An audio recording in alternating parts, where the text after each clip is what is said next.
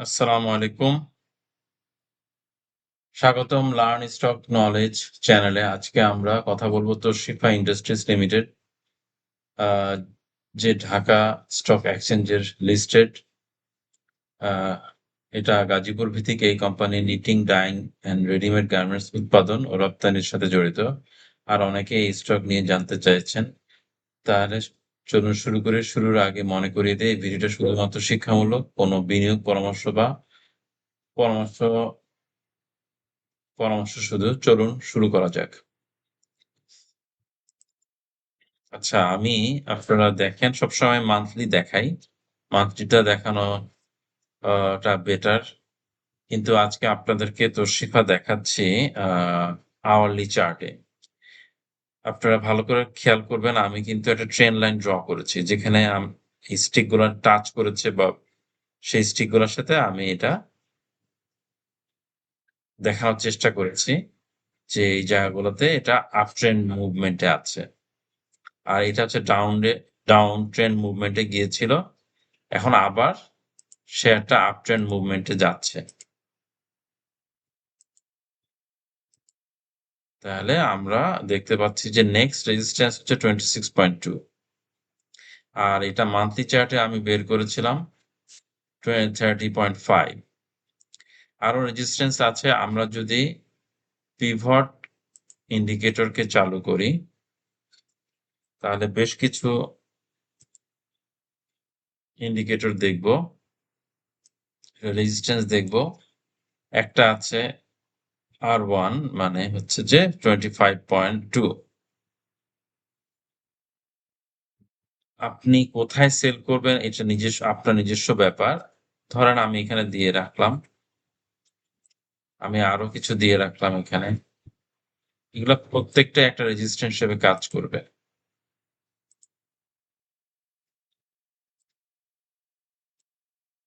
তো major resistance গুলো আমি বলেছিলাম, দরকার নেই। তাহলে আরো কিছু রেজিস্ট্যান্স এখানে কাজ করবে, আপনারা দেখে রাখেন।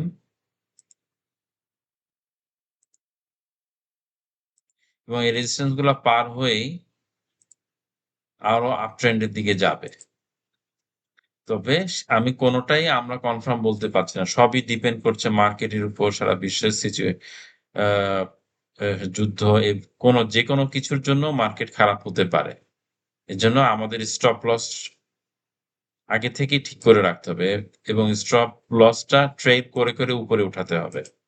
যেমন আপনার এখানে স্টপ লস আমরা যদি ধরি, কোথায় ধরতে পারি? আপনি যদি এখানে কিনে থাকেন, তাহলে আপনি তার থেকে ৳১ লস দিতে পারেন। আপনার ইচ্ছা। এটা আপনার উপর ডিপেন্ড করছে। আপনি কোথায় তবে এখানে একটা খুব গুরুত্বপূর্ণ বিষয় আপনারা দেখতে পারবেন।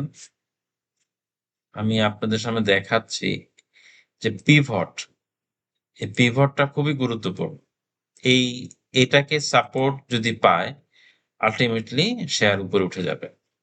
আপনি এখানে দেখেন প্রত্যেকটা জায়গাতে যখন আপ মুভমেন্ট এ গেছে তখন পিভটটাকে সাপোর্ট নিয়ে সে আপ মুভমেন্ট এ গিয়েছে। এটা কিন্তু আওয়ারলি চার্ট। প্রত্যেকটি ক্যান্ডেল আওয়ারলি। তো আমরা এখানে দেখি এটা একটা বড় এনগালফিং ক্যান্ডেল আসছে। তো কোথা থেকে শুরু হয়েছে? ভালো করে খেয়াল করেন আপনারা। শুরু হয়েছে এই লেভেল থেকে। আমি যেখানে আপনাদের দেখিয়েছিলাম ঠিক একই জায়গাতেই আপনার কিন্তু পিভট, এই যে 20.8 এ সাপোর্ট পেয়ে এনগালফ হয়ে এই যে R1, R2, R3, তার মানে এর নিচেই P। এটা দেখা যাচ্ছে না। তবে এটাই P।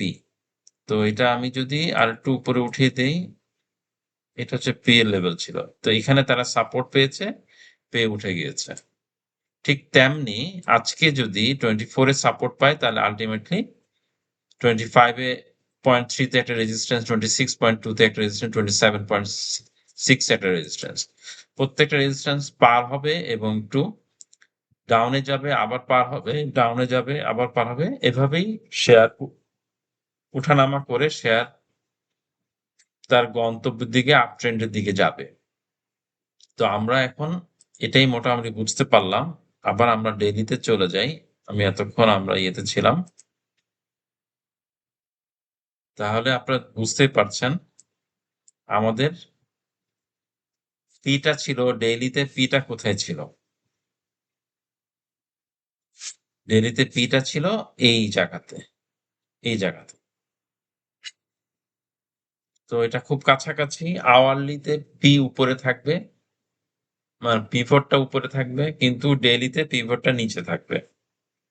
তাহলে আবার আমরা এখানে প্রাইস কোট করি, এটা একটা পিভট এবং এই পিভটের আন্ডারে এখন আমার প্রাইস যাচ্ছে, খেয়াল করে দেখেন R4 এর কাছাকাছি গিয়ে রেজিস্ট্যান্স পেয়ে নেমে গেছে R4। তাহলে R4 ও আমরা একটা রেজিস্ট্যান্স ধরি।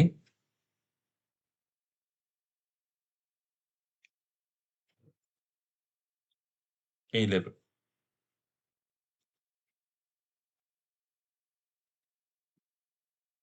25। তবে আশা করছি আমরা যে পরিমাণ এনগালফ হয়েছে, ডাউন ট্রেন্ডে গিয়েছিল এবং এটা এনগালফ হয়ে আপ ট্রেন্ডে চলে গেছে। আবার ট্রেন্ড লাইনটা আবার ড্র করি আমরা। ডেইলি চার্টে একটু ডিফারেন্ট হবে ট্রেন্ড লাইনটা, লক করে দেই। আপনারা দেখতে পাচ্ছেন এই ট্রেন্ড লাইনকে বেসিস করে এটা উঠতে থাকবে। আমরা যদি এখন উইকলি যাই তাহলে কি পাবো? উইকলি গেলেও আপনি আপ ট্রেন্ড পাবেন। সো এতটুকুই আজকে আপনাদের জন্য। আবার আমি দেখাচ্ছি